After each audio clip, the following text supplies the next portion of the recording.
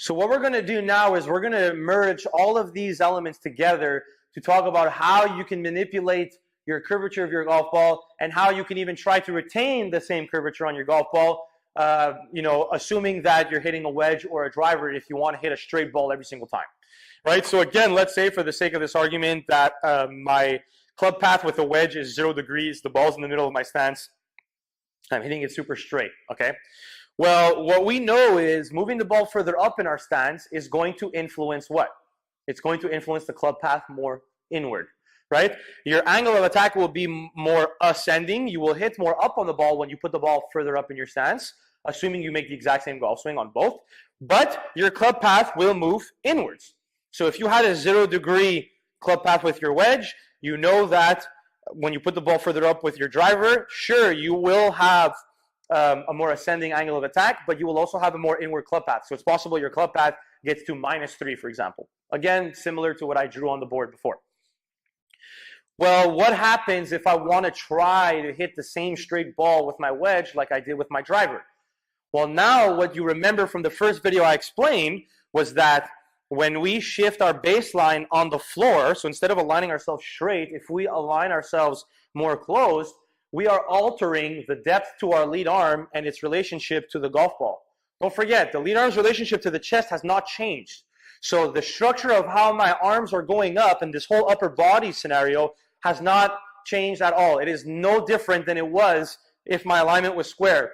The difference and what influences the club path differently is that my hand path has gotten deeper relative to the golf ball.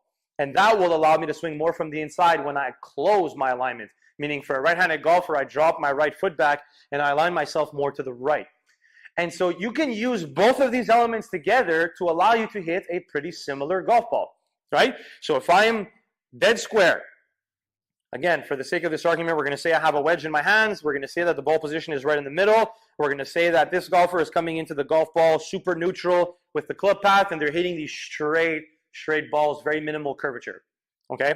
Well, they want to try to retain, let's assume this hypothetical golfer wants to try to retain that same straight ball with the driver, but they don't want to lose out on the efficiency of the golf ball, right? They still want to hit up on it. They want to have a good spin loft, and they want to hit some really, really solid shots.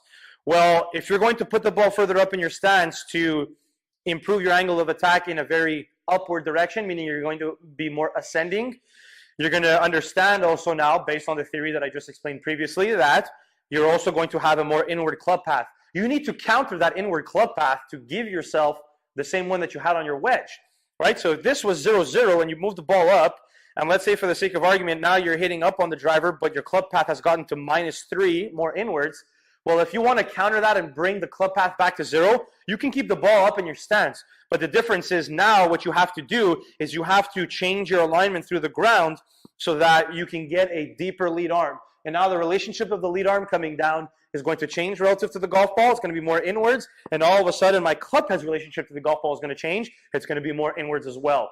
And so you can find the right matchup between ball position and alignment to influence the golf ball to do all sorts of things, right? So if we want to alter a straight ball from a wedge and you want to keep the same straight ball on the driver, you can do this scenario. And you can think about that exact concept and apply them differently depending on the curvature you want to have.